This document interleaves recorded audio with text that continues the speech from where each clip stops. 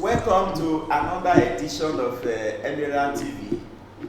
This edition, we are going to look at a specific issue in Delta State.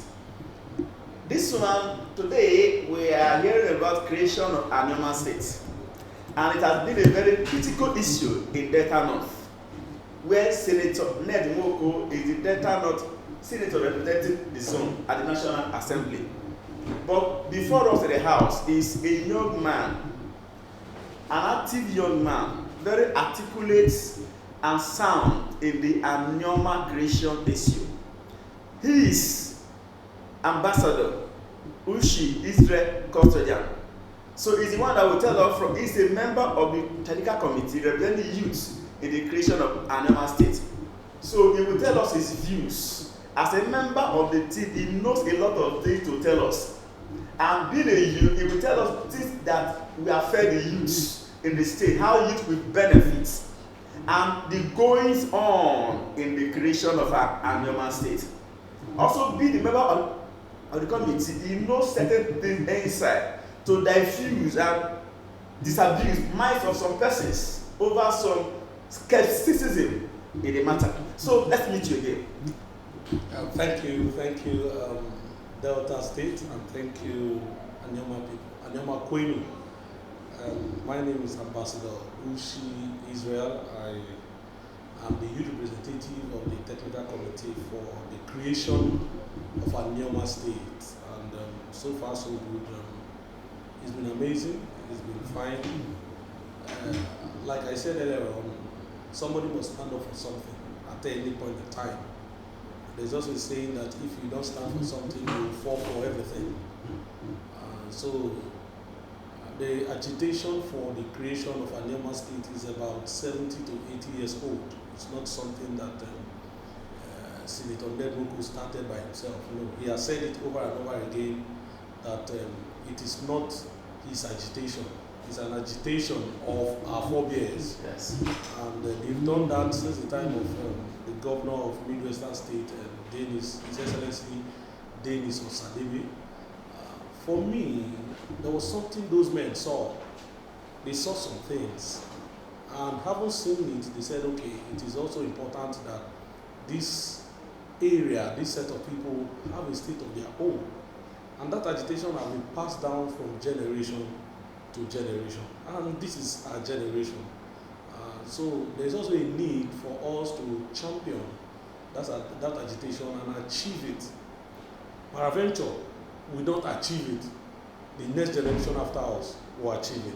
But I know, I am very, very much convinced that the distinguished Senator Ned Nwoko have put all measures on ground and has also the contact, has the relationship, has the legislative capacity, has the legislative experience to ensure that we galvanize support and the legislative framework for the achieving of this bold, humongous, and transgenerational agitation and dream. Okay, now let me come here. What do you think made the senator to make this bold move? Because over these years, we are hearing that many persons have been on it for these many years, but it has not made noise like this. What is so special? What is so important that makes it to take this bold move and the noise is everywhere? You are talking about the personality of Senator Ned Nwoko.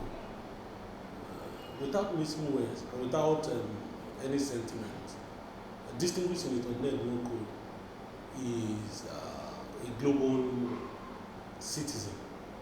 He is a continental man. He's a Pan-Africanist, a Pan-Nigerian, and also a Pan-Delta. There is nowhere you call that name in the continent of Africa that Somebody senator must know him. cannot be referenced to in a positive note. Yeah, In a positive very note. correct. So you see that he has paid his due, large and by. He has paid his due. He has contributed immensely.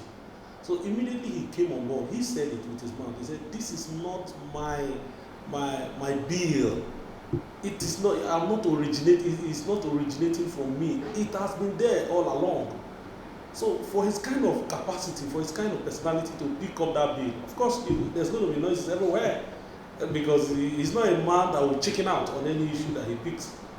I'm not his aide, but it's something that we have to say anytime, any day. And I've said it that at a time somebody will stand for something, and he has chosen to stand for this.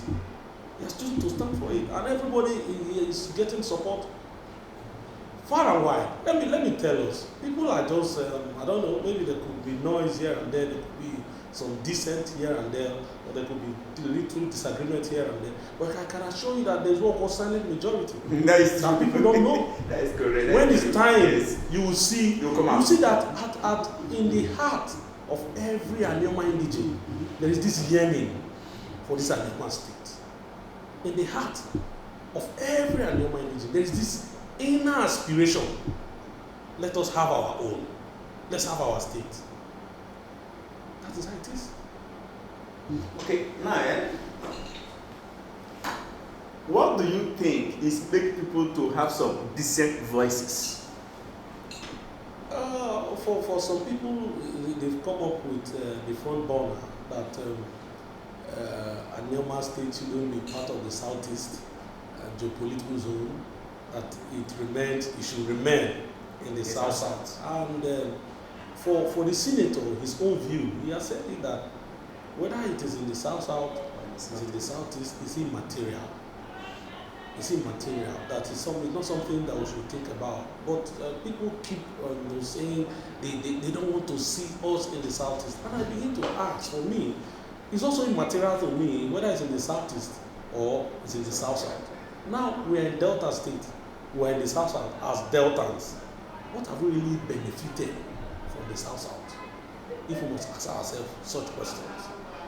In Anioma State, the Delta Northerners, we do NDDC. Most of the projects in NDDC, they just give us a figment in the Delta North. They do scholarships. They don't give to us. We in Delta North, they told us that they will tell you that you don't have oil in your place, as it were. It was just the last administration that we were incorporated into the Sopadec. I remember when I was in the University of Benin, we do bursary, the Sopadec scholarship. I never benefited. Why? Because they say I'm not from the oil project. So what am I trying to say? By and large, what have we, the average Anioma person, benefited from South senatorial zone? You're getting me, or South geopolitical zone. But that's not also an issue. If today we become part of the Southeast, is the Southeast is the Igbos going to decide for us how to galvanize leadership, how to choose our leaders? Are they going to decide for us how we are going to go about bringing our FAC? Are they going to decide for us? No, absolutely nothing. I told somebody, I said, Bayelsa is in the South. And we all know it's an 8 local government area of a state, and it's an full state. And we know that before now, Bayelsa is part of River State, and the Igbos, as it were, or the Riverians are dominating Bayelsa before now. That was the major reason they agitated for the creation of that state. Now, today, Bayelsa is who Bayelsa is. Is River State dominating Bayelsa? Is River State deciding who rules Bayelsa? Is River State taking anything from Bayelsa? Is River State shorting the money, the allocation that comes from the federal capital to Bayelsa? No, absolutely no. So it doesn't matter if we find ourselves in the Southeast geopolitical zone. It's immaterial. It doesn't take anything away from us. If we still remain in the South, it doesn't remain anything. The goal is that Anioma State is created. That is the goal. Now, some people have said that this zone is not viable enough. Like saying there are no resources apart from the federal allocation that are coming from MG. Some say there's no resources to beside that one. No, that will generate revenue for them to run the state outside what's coming from the federal government. Do you agree with that? Oh my God. In Nigeria, most times should I say, maybe lack of exposure will make us to say some certain things. We went to Enugu for the public hearing, last time for this animal. Why were they? Not even, why were they? We could see coal, raw, being explored, raw, in that same venue, the International Conference Center in Enugu. We could see coal. What is that? Is that not a resource? Is that not something that we have not even harvested? In Okpa here, we have, let me tell you, the gas resources we have in Okpa here, in 300 years, we cannot exhaust it. What is that? Is that not resources? Very much. Let's go to Ubuluku here, Ubuluku, Obio, Ogwashiku. The arable lands in Ogwashiku for mechanized farming, very fertile. If we take advantage of that, we'll feed Nigeria and feed West Africa. Try it. I know what I'm saying. Go there and see. So we have a lot. Are we talking about Iseluku? The arable lands. My village, I'm from Mumbiri, and the Kano Northeast local government area of Delta State. It's a farm settlement before now. It remains a farm settlement. The arable land in my village alone that we have not explored is bigger than all the Delta lands, all the lands in Delta land. It's just that we have not taken, working up to responsibility. We have not taken what God has given us and explored it. So you cannot say there are no resources. In Ebonyi State today, they have gold. Are you aware? And nobody is taking advantage of it in Ebonyi State. And you are saying that the zone is not viable. How else do you want us? What is that is South that is viable other than oil? Other than crude oil? So are you telling me that people in Zamfara today that they are exploring gold, are they not making more money than us? In South, the gold that is being explored, is it not what is causing problem? When we talk of insecurity in Zamfara today, the gold that is, so we begin to see that, we even talk, okay, we are living from oil resources to non-oil resources. That is why His Excellency Governor Emmanuel Eweta Odoa brought out the vision Delta beyond oil. And at the moment, we are living that era to say beyond our oil resources that have made us to be lazy as Nigerians, that have made us to be docile. There are some other things that we can look into.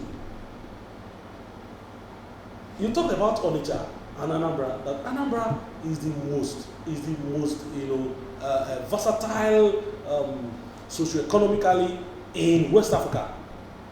Anambra even have more FAC allocation, IGR, more than Delta State at the moment. Are they oil-dependent states?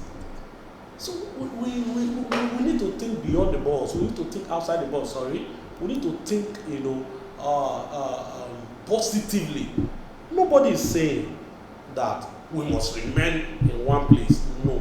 If it happens that, okay, the committee, as it were, at the national level, because now that we have done public hearing, it's going to go to a committee stage. That committee stage is a time where experts, consultants will sit down and look at it critically, look at the issues, look at the factors critically.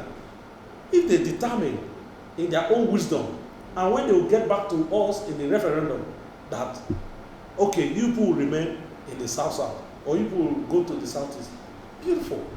It doesn't stop Anioma State from going on. It doesn't stop Nigeria from progressing. It doesn't stop the developmental strides or the developmental agitation in our minds. Okay, now, you are a member of the committee. So I believe that you will have the details of what is going on. Now, tell us, how far has the senator gone to date in the struggle? At the moment, we are aware that 89 senators have approved the creation of Anioma State. That's a good one. We are also aware that about 20 states are in favor. Already in favor. Already? Yes. Already in favor. That is needed. 20 states are already in favor. So remaining four. Remaining four. We are also aware that in our own state, that almost all the houses, none of them are saying no. Even if they may not come out to say outside yes, but they can also say no. And I can also tell you that Anioma citizens, Delta North citizens, no Delta North citizen will say no to Anioma State. No one. The senator have galvanized support, with all due respect to him, with all love to him, with all bravo to him.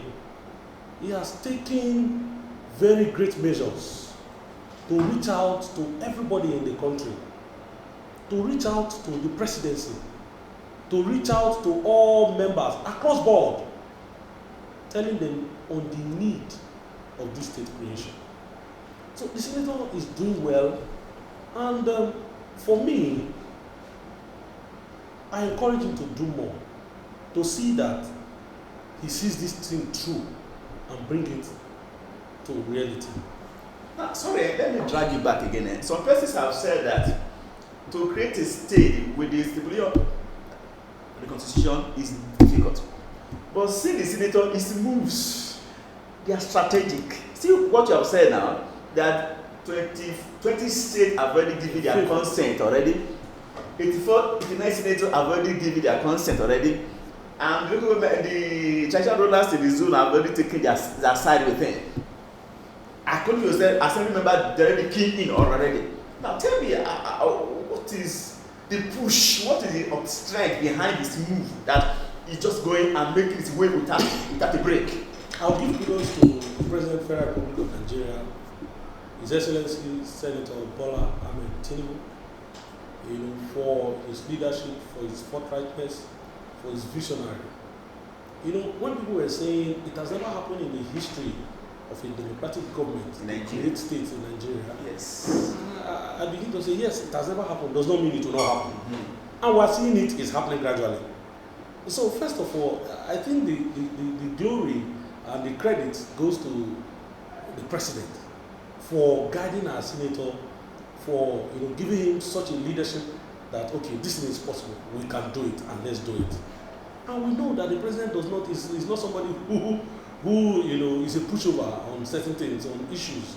When he decides to do it, he will do it. So, and for me, creating a state in our constitution is just a matter of following the procedures. It's just a matter of galvanization. It's just a matter of meeting people. It's just a matter of reaching out. And this is what the senator is bent on doing. Explaining with clarity. This is what we want. This is what our fathers have done over time. This is where they are. And for bringing the personality of the Azagba of Asaba, His Royal Majesty Epiphany Azinke, SAN, the Azagba of Asaba, is an experienced Democrat. For bringing the Dane of Agbo, both of them to chair the committee, those are people who far and wide, they have been experienced, and they are global people, and they can push things across board. So for bringing them together, to champion this cause, is a great kudos to the senator. And I tell you that these are some of the things he has done. One thing I know, Senator Ned about is that he's a man of peace, he's a man of relationship, he's a man of reaching out. He doesn't lie. If he cannot do it, he will tell you I can't do it. If he will do it, he will tell you I will do it. This is what I know about him. As I'm saying, I'm not campaigning for him. I'm not his aide. I've not benefited anything from him. But this is what I've known him over time. So when we see it, we'll say it. It doesn't necessarily depend on any political affiliation or any benefit. Okay, now let's come again. Now you have said a lot of things that have gone in. Now tell us, what are the states left to finalize the creation of the states? At the moment, we just finished public hearing. It will go to the committee stage. After the committee stage, it will come back for third reading. Of course, you know that as it is in the Senate, it's a done deal. As far as this matter is concerned, in the Senate, it's a done deal. After third reading, it will now go back again for approval. That is the final approval. Then they will take it to the House of Reps for concurrence. Concurrence means that they don't really need you to debate on it. You are just agreeing. I agree with it's them. just to sign, so that it will now become an act of the National Assembly. After that, they will come back for referendum where all Anioma citizens will vote, because you must ask the people who they want to create this state for, are you interested? So it will come back to us, and when it comes back to us, we'll get there. And after that, as it were, maybe local government and the House of Assembly members will also, you're getting me, will be asked. Our House, Delta State House of Assembly here, will also vote, either in favor or not. But my own happiness is that the people, the power of the people, will speak. So when we have a referendum, I don't think our representative, we have the power, the people. When our referendum says yes, our representatives cannot say no. Yes. They cannot say no. So that is it. Okay, now as a youth, what do you think the youth will gain at the creation of the states? We were once in mid-western states. Governance did not get to us. We became bendel. Governance gradually. Then I remember my mom used to tell me, I want to go to Benin. I want to go to Benin. What are you going to Benin to? I want to do 1 or 2 at the state capital. And in 1991, all of a sudden, Delta State was created. And majority of our people relocated down to Asaba. And here we are now in Asaba. Now, creating a state, first of all, talks about bringing governance to the grassroots. And what are those things? Creating a state is also looking at the cultural identities of these people. Are they same people? Do they have same language? Do they understand themselves? Do they have same culture? Which is already certain that we do in Delta North. We are one people. So first of all, it's about political and socioeconomic identity. So when this state is created, it is more of, let me use it in our local language or local parlance, and we. You understand? Yeah. That is one. Secondly, there will be space in employment terms. There will be more space in accommodating youth in employment, in the civil service, in the public service, because we're going to be, it's like we're starting a state afresh. Yeah. We're going to have our everything. We're going to have our own. So more people will be accommodated. And also let me mention this, that it is a win-win for Anioma and Delta State, the old Delta State as it's going to be. Because when we are doing our own here, they will be doing their own also. And it will also accommodate youth also into the employment strategies, into the political system, the political structure in Delta and in Anioma, like the way it happened in Edo and Delta back then. So it's a way of accommodating people. It's a way of involving youth. By the grace of God, I am the Global Director of Global African Youth Inclusion. And we talk about youth inclusiveness in policy frameworks and implementation.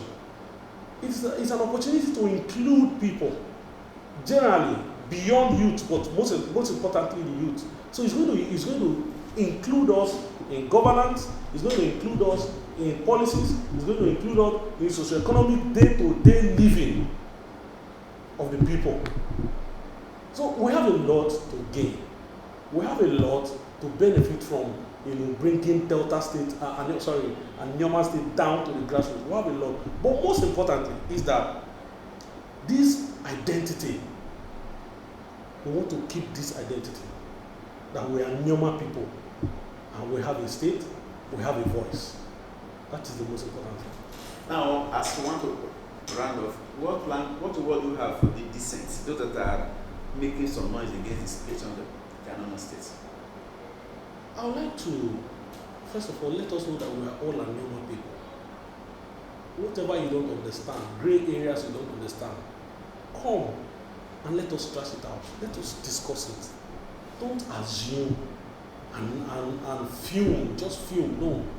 Come, ask questions, and let us discuss it. Don't use your personal bias, to want to judge, take a final judge on the total agreement or total dream of the people. Don't use your own political vision or ambition to want to, trash or cut short, the ambition of our forebears. Let's come together. There is need for all of us. We're not going to do Anioma State solely on some certain people. No, it is a general thing for all Anioma people. And I can assure you that people who are giving dissent, there is what we call silent majority. 1 million of our Anioma people home and in diaspora, they are already on ground for this. So it's not something that we need to bicker all about. We don't need to bicker about it. Just come together. Let's agree. You don't understand this thing, state it. And let them explain to you why it is this and why. And where you don't also agree, bring it out. Let them also say it.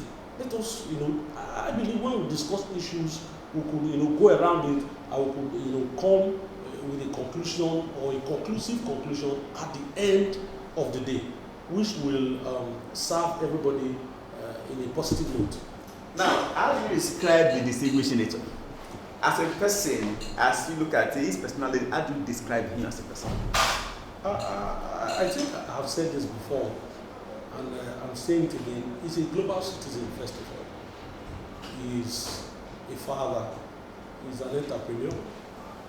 He's a lawyer. He's an open-hearted person.